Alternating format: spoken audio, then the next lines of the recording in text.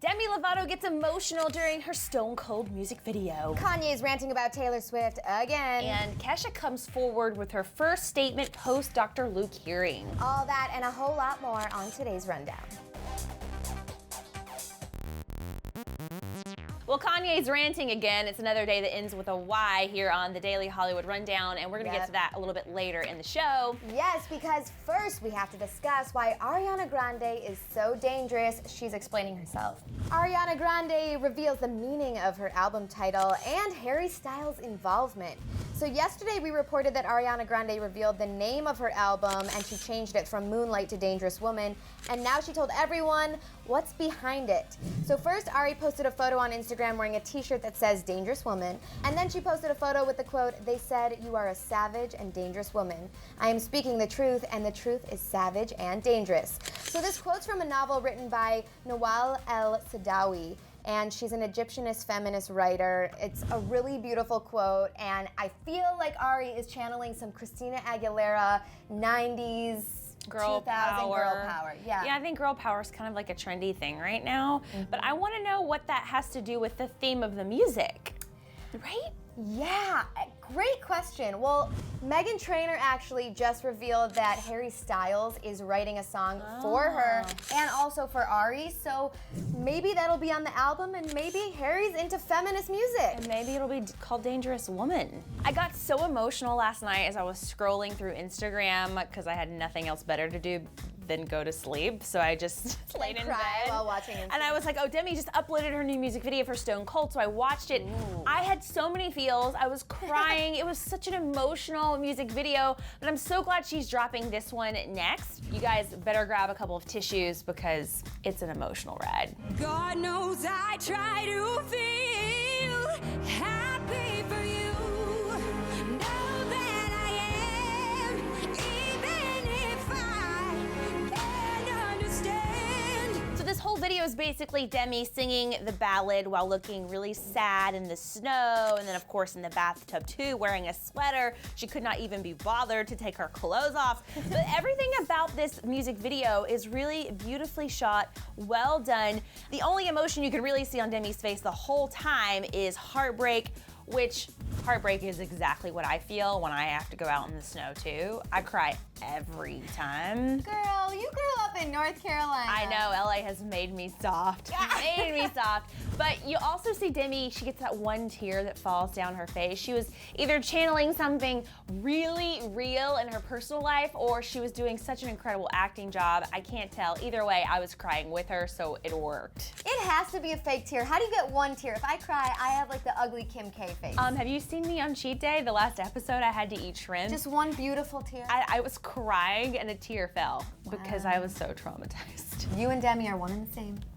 And speaking of girl power, Kesha released her first statement since the court ruling on Friday. So as many of you know, Kesha received a huge amount of support from her fans and her peers since a New York judge ruled denying her injunction against her producer, Dr. Luke. And an injunction is basically saying that the person has to stop the threatening actions. And unfortunately, it was denied, and they said that she was not allowed to make music with anyone outside of Sony per her contract. And so after this, Dr. Luke posted a series of tweets, but Kesha did not say a word, and she finally posted a selfie on Instagram thanking everyone for their support, writing, "Thank you is not enough, but it is all I have. 1,000,000 times over and forever, thank you. The support I have received has left my face swollen from tears. I love you all so much." So as we said, a lot of people supported her via Twitter.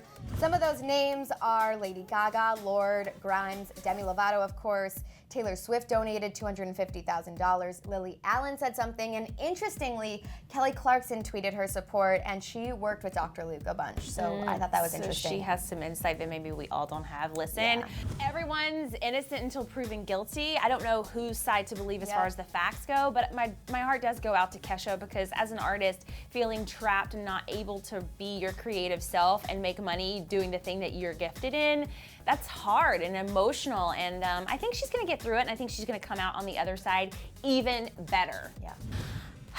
That's the big breath I'm taking before I jump into this Kanye nonsense.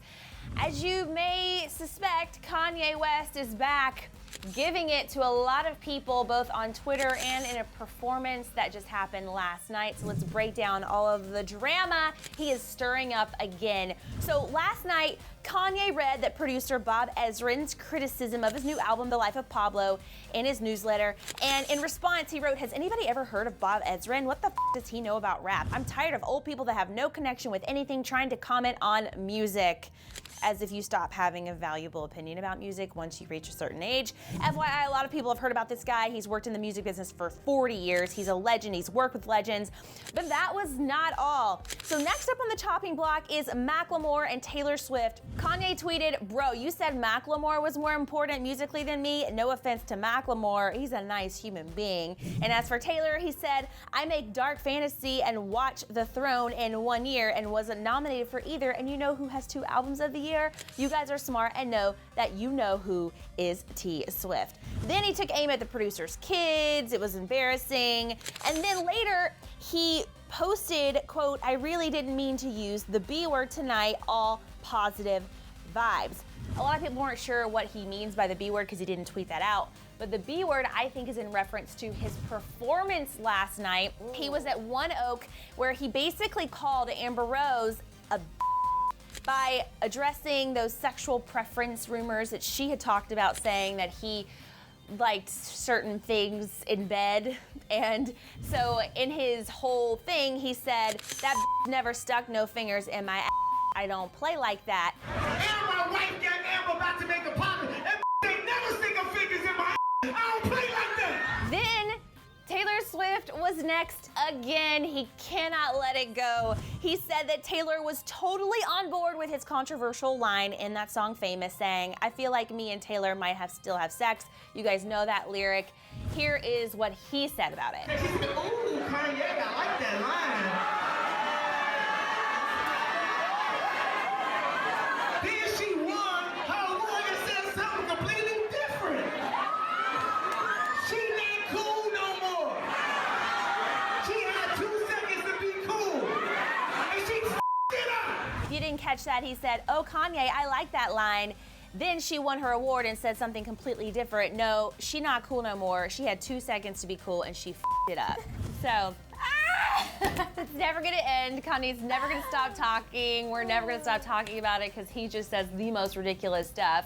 But in positive Kanye news, we got a new song that leaked. It's called The Closest Thing to Einstein. Very humble. So much weirdness because one, his album already dropped, so why is he dropping now another song?